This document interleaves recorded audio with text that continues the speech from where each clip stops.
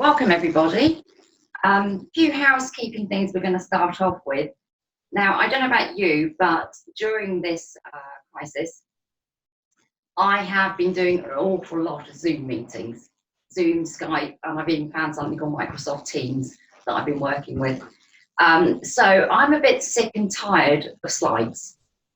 I'm not going to be using slides today. I'm going back to the old-fashioned route of a whiteboard, and there will be some sticky up bits I'm going to put up. So a couple of other housekeeping things I need to tell you about. I had a lot of speaking tours in January and February until the lockdown. I've got scarring in my throat, so if you see me just pause and take a sip of water, it is just to keep that down because it hasn't fully recovered yet. So if we, you probably all want to know about why I would talk to you about resilience. And the reason being, for anyone who doesn't know my history, was I was caught up in the Paddington train crash. And I ended up with a plastic mask on my face. I was the burnt survivor.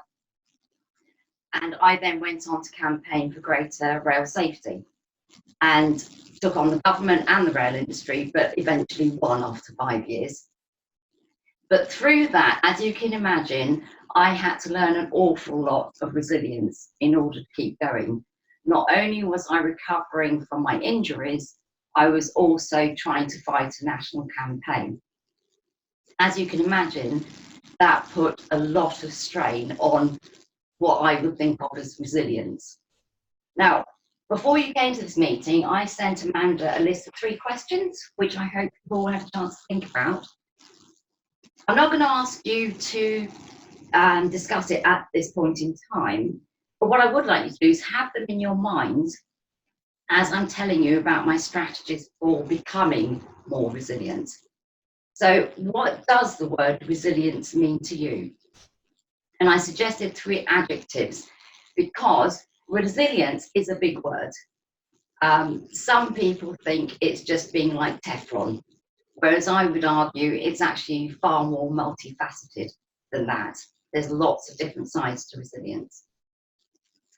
If you were fully resilient, what would that mean to you and your family? So I think what I was trying to suggest there was, once you have a strategy, which I will share with you mine, you know, really, how do you think that's going to impact your life now? And then think back to your last major challenge. How did you get through it? And does it still play on your mind?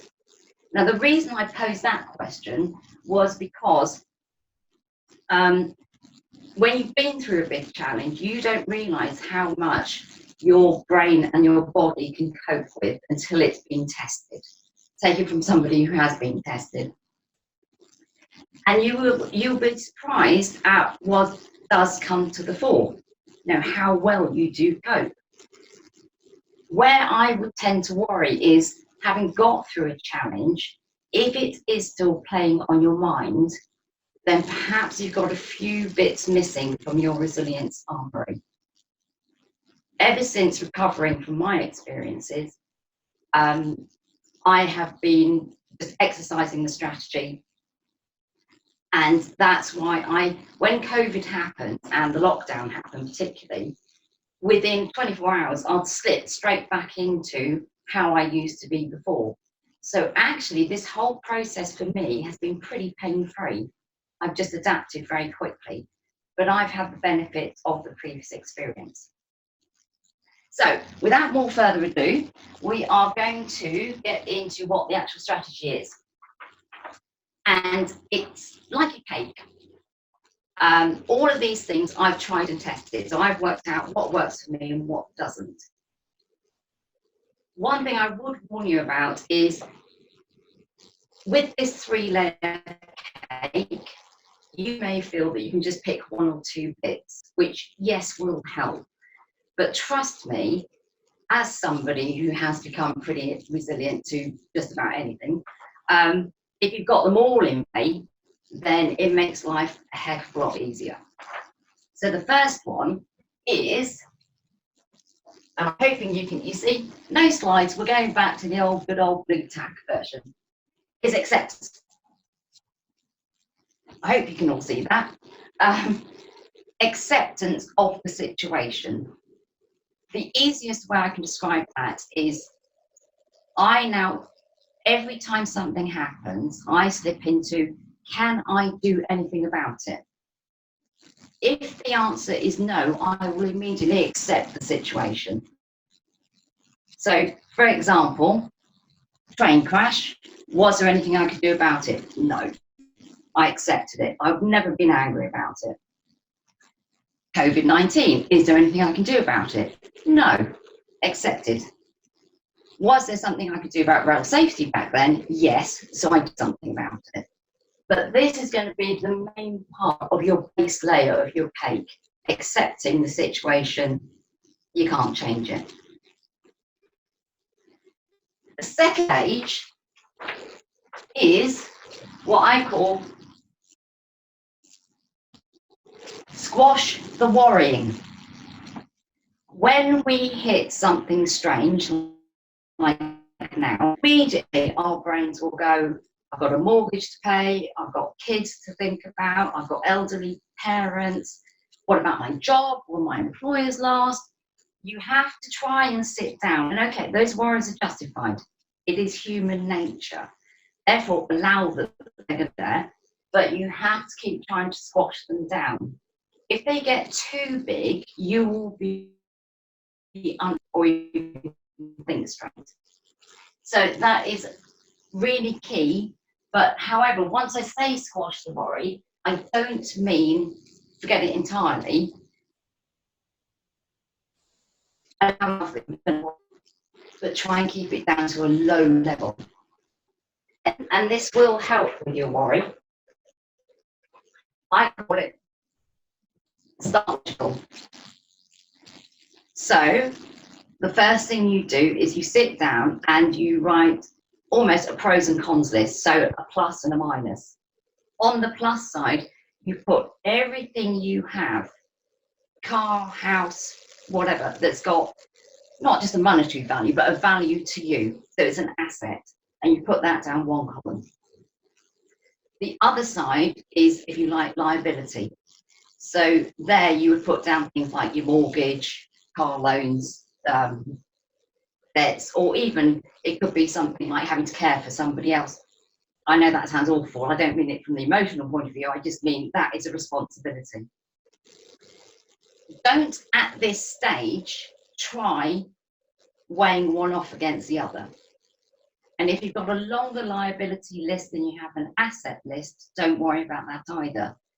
The whole point about being logical is you are just saying that this is the position I am in at this current point in time. And then put that to one side. Okay, that's your fact base, if you like. Next step, says she. My blue tack's just stuck to my next slide. Assess what you can do. So this is, again, things you do for yourself.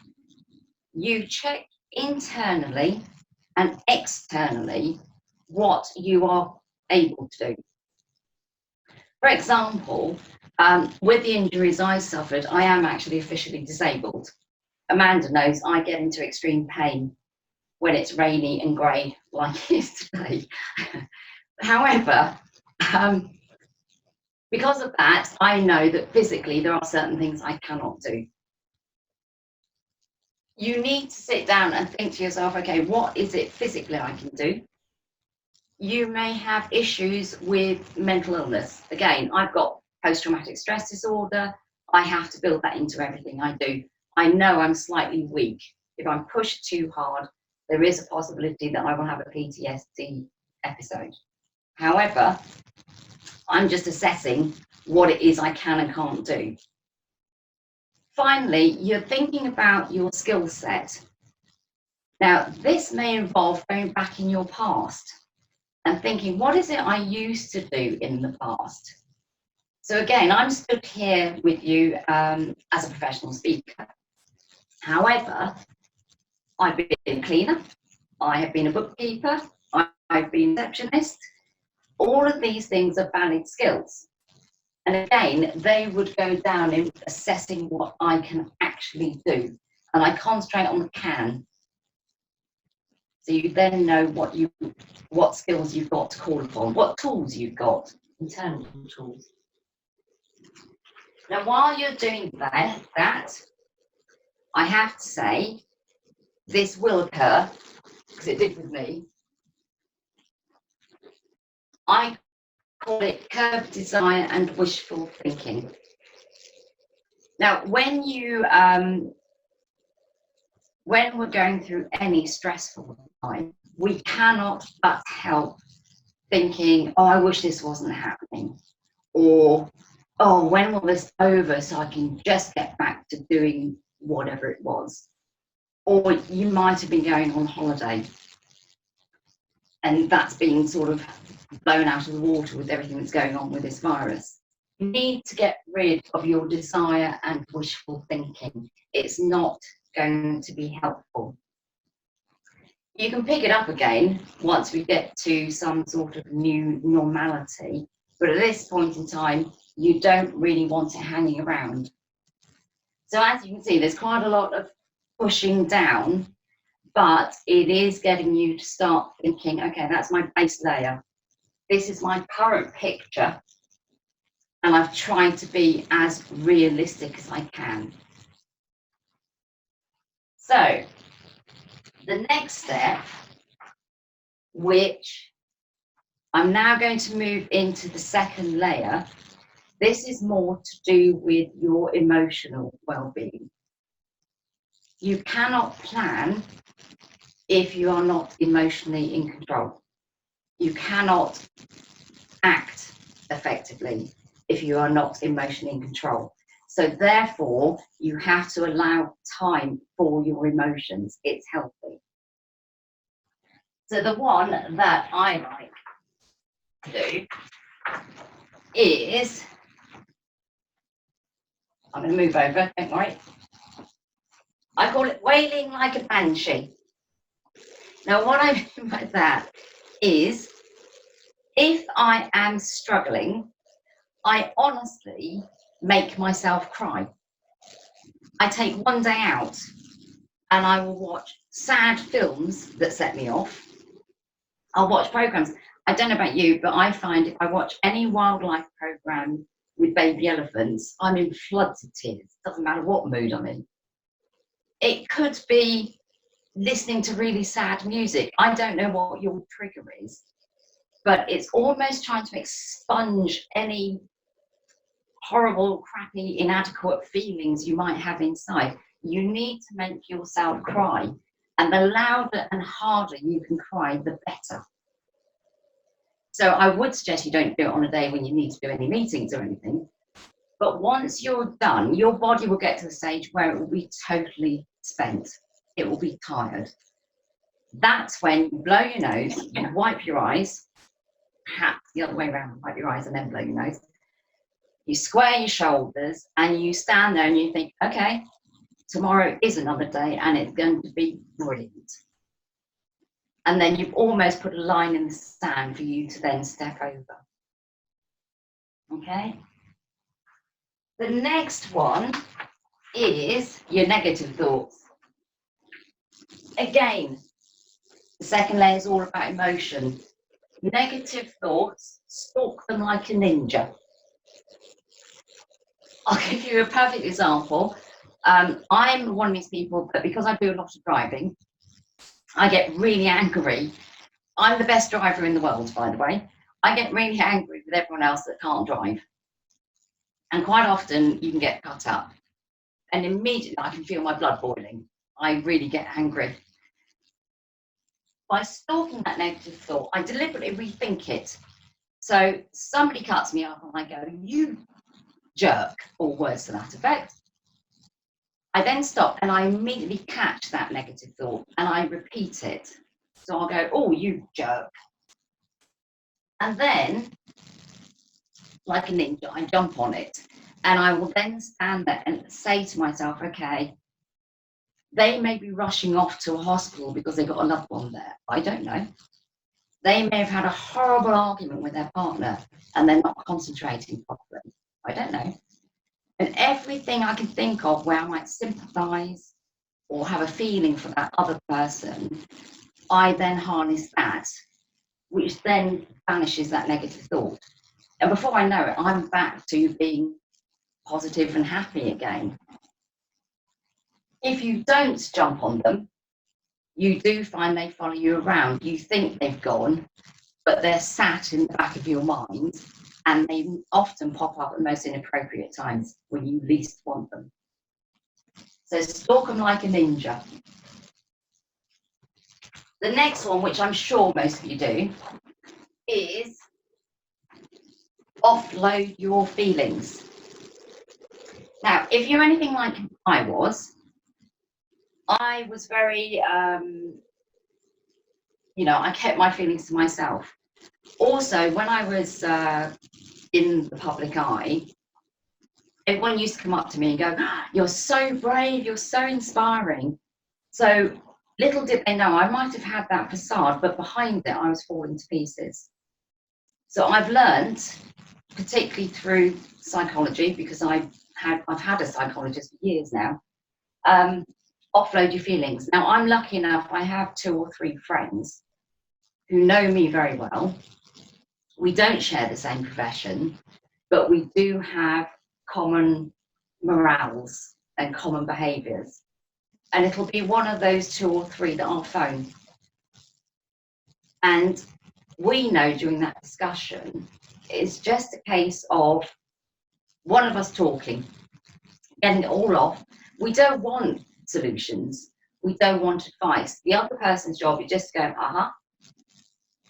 I see, nothing more. I mean, of course, if a brilliant idea occurs to them, then that's welcome. But otherwise, it's just to listen.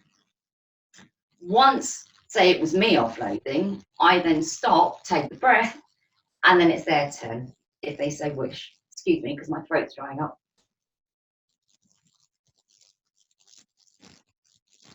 So offloading the feelings, as it doesn't need to be everything. It could just be whatever it is worrying you at that point in time. But it goes back to that old adage, doesn't it? A problem shared is a problem halved. It is so true. I've found that time and time again. And again, with the rest of them all building up on top of each other, you'll find that this is actually much easier to do because you think of it as a healthy thing to do rather than an unhealthy. And then the last bit of, of the emotional side is invite your inner child back. Now, what do they say? I always get my sayings misquoted. All work, no play makes Jack a dull boy, I think is the saying.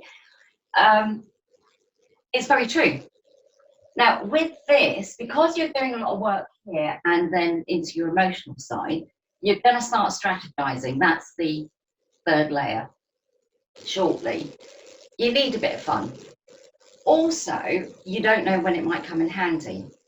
So think back to before you had responsibilities and you may have been at school and were in bands playing an instrument, or you're a bookworm. I was always a bookworm. So you read books voraciously, or I'm trying to think of other things that we may have done back then. Think of something that you really found extremely good fun. Bring it back now, particularly now. It's releasing your inner child, which is a creative way to be anyway. You come up with your best ideas when you do that. But also it's giving us back that work-life balance, particularly in this virus state, if you like. There is so much concern and worry and so much unknown ahead. The inner child just helps you to remember that there are some lighter bits and there are some more fun bits to think about as well. And this is why sometimes you can then turn lockdown almost into indulgence. You can indulge your playtime. Effectively, that's some playtime. So now we move into the 3rd strata, which is very much, this is getting slightly more technical. It builds on the other two layers, but this is more gonna, this will work short term, but it will also work long term. At the moment, when you hit a crisis, I'm not going too low, am I? I don't think so. Plan a maximum of 7 days ahead. That's it. I don't want any 5-year plans or 1-year plans. It's pointless. If we take now, we don't know what the government might suggest tomorrow or today or next week. We just don't know. Your brain can only cope with so much uncertainty. It will not. If you give it too much, it will become overwhelmed. That's when you lose control. Now, I got 7 days in as much as when I was recovering, I literally had to take everything by 5-minute blocks. I kept on saying to myself, if I can just get through the next 5 minutes, I'll then think about the next 5 minutes. Then I did. And it took me ages, but eventually you've then got this whole bunch of 5 minutes behind you. So then you think, I'll go to half an hour, and you do that. And it's purely a case of, I'm only going to think half an hour ahead, then an hour, then it was a day, then it was a week. And that's when I stopped. 7 days is enough. If you make it through those 7 days, you know you can make another 7-day plan. So limit, almost bring in what you're planning. And then as things unfold, you can adapt quicker, because unlike a tanker who's got a long-term plan, you can change very quickly. And again, this is also what I see with new businesses that I've worked with.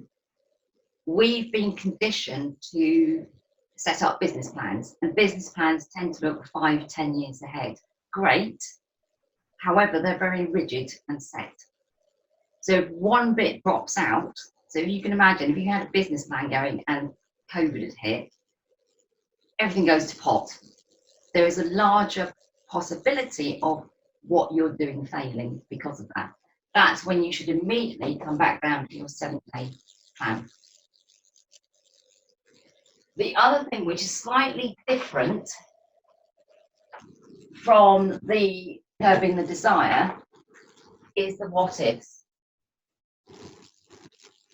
Now again, if you're like me, when you're creating an idea, your brain does tend to grasshopper. So it will go, oh, if that happens, I'll try that. And if that happens, I'll try that. The what ifs are the bad things. What if the earth ended tomorrow? What if an asteroid hit us? What if the financial markets crash? What ifs aren't going to help you move yourself forward? You're planning a maximum 7 days ahead, Will, because you're inexorably moving forward. This actually stops you. So look out for them. Forget about the what ifs. Which ties in with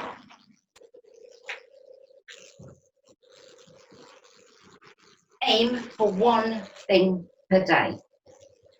That doesn't mean you don't do more. You can do more. You can do as much as you want. But only when you wake up, just have one goal for that particular day. And again, this is just allowing your brain and conditioning your brain to only have one goal it's got to concentrate on. It makes life a lot less stressful and less worrisome. And again, I can highlight that on the basis of when I was burnt, my hands actually got working. And that was the only thing I concentrated on. But I would concentrate, I always remember, my first big challenge with the hands was picking a cup up again, because they were actually feeding me or letting me drink from tippy cups that children use, and also a straw. So my challenge one day was just to pick this cup up and drink it normally. And it took me several attempts, but I did it. And I went to bed happy that night, believe me.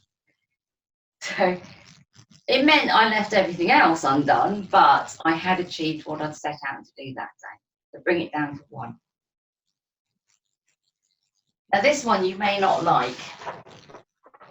I've already started doing this. Consider alternative realities.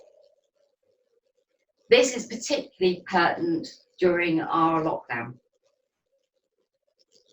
There is a possibility for some people that the company will not survive. There's also a possibility that your job may be gone. We don't know. You have to go back and think about, again, it's a bit like inviting your inner child back, which is why it works perfectly at the second level. You have to go back, but this time think about what you used to do. Don't think about whether you enjoyed it. Don't think whether it was fun.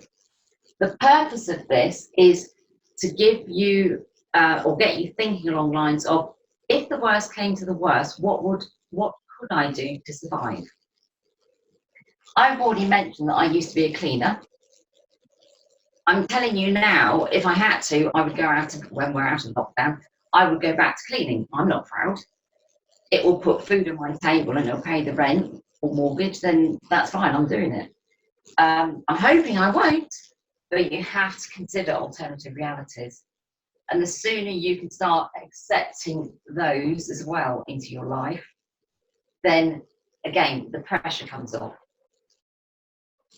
You're managing your own expectations. Then it's all right, this is the penultimate step, is, I don't know whether this is going to get hidden. Thank your lucky stars.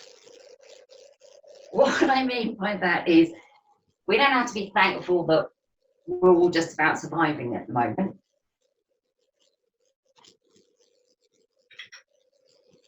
And I'm not talking about gratitude lists. I've seen too many self-help courses and things where they go, oh, you must write out at least 5 different things every single day. Now, I don't know about you, but every time I was given a diary as a child, I could keep it up for about 2 weeks and then I would give up. But thanking your lucky stars simply means at that last point, just as you're about to drop off to sleep, you're lying in bed, you're pretty safe that another thought is not going to come along and derail you. Just say thank you for something. Even in the worst day, there is something. It could be just the fact that the sun shone. I don't know what it is that you might be thankful for. For me, it's easy because I almost died. Every single day since then, my thank you has always been to still be alive, because I really do appreciate my second chance at life. And now I suppose now I'm a virus survivor, I can say third chance at life. Just find one thing that you can honestly say thank you at the end, because that, I've always found that breeds contentment. I get content. Last one. This is where this will stand you in good stead for your long term. It's that too low down. So, devise a fluid, flexible future. Again, I'm not a great fan of rigidity. I prefer to have everything quite fluid and flowy. Even in an office job or a desk job, you can still make your personal future fluid and flexible. And all I mean by that is just leave your mind open. Appreciate that things pop up unexpectedly. Investigate it. You don't need to necessarily take it up, but you're keeping yourself as fluid as possible. Fluid leads to flexibility. Flexibility means you can evolve and adapt a lot quicker. That's why I can honestly say, when the lockdown started, yeah, I didn't like it. However, within less than 24 hours, my whole brain had flipped around.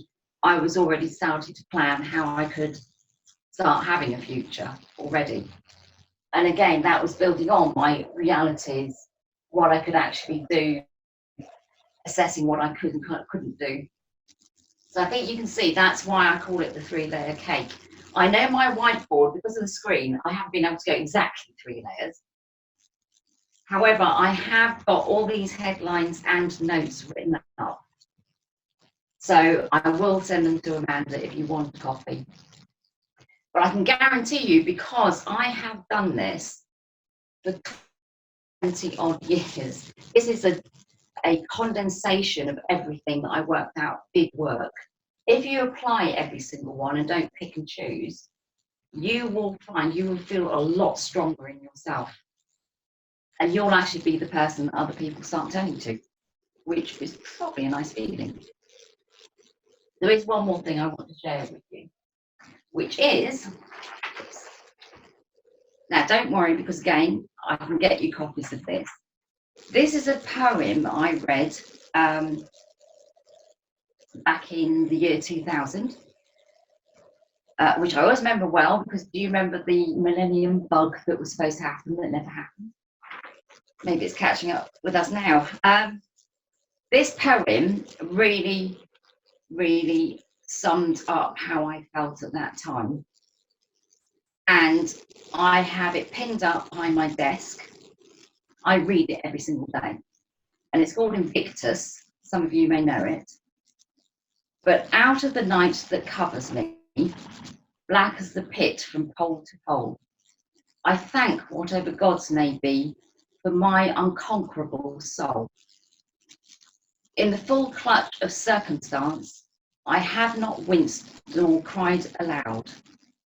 Underneath the bludgeonings of chance, my head is bloody but unbowed. Beyond this place of wrath and tears looms but the horror of the shade, and yet the menace of the years finds and shall find me unafraid. It matters not how strait the gate, how charged with punishments the scroll. I am the master of my fate. I am the captain of my soul. Now you can see why I've always used that as a background. It's actually got me moving to tears at the moment. It really does resonate strongly. And I'm sure, as the title suggests, that's what's made me pretty Teflon-like.